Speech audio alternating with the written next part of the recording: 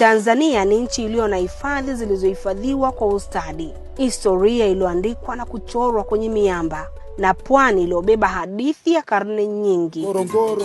Yeah, kama unataka kufurahi na kama unataka kuvinjari, basi njoo Ngorongoro.